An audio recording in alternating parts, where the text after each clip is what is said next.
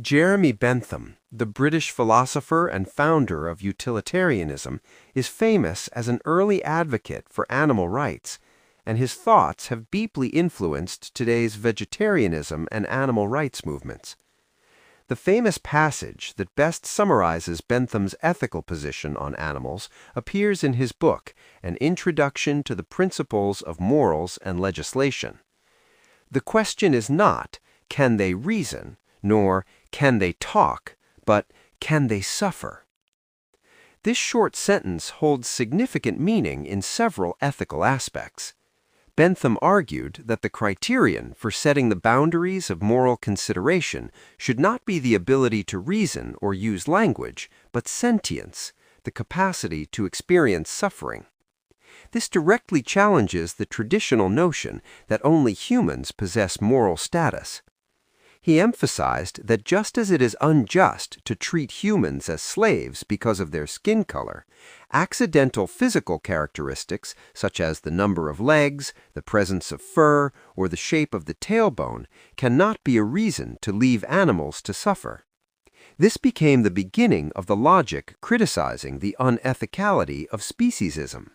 He mentioned, "The day may come when the rest of the animal creation may acquire those rights which never could have been withholden from them but by the hand of tyranny," showing deep compassion and ethical conviction that the scope of protection by morality and law should be extended to everything that breathes.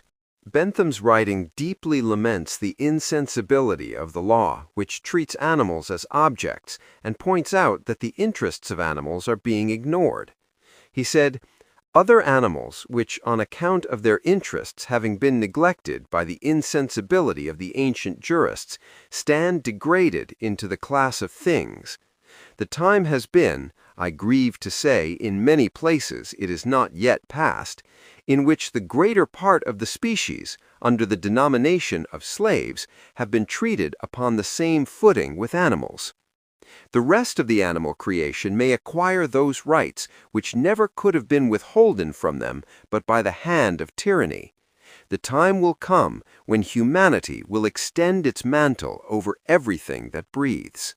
As a utilitarian, Bentham judged the morality of an action by the greatest happiness of the greatest number, but he believed that the suffering of animals must be included when calculating this happiness.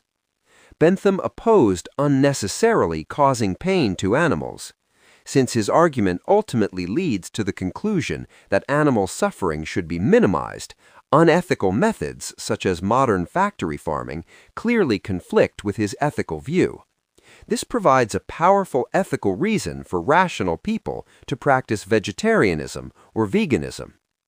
Although Bentham's claims are not a direct mention of environmental protection or harmony with nature, by denying the perspective that sees all living beings merely as human resources and calling for attention to their suffering, he provided a philosophical foundation where respect for life can eventually connect to environmental ethics in a broader sense.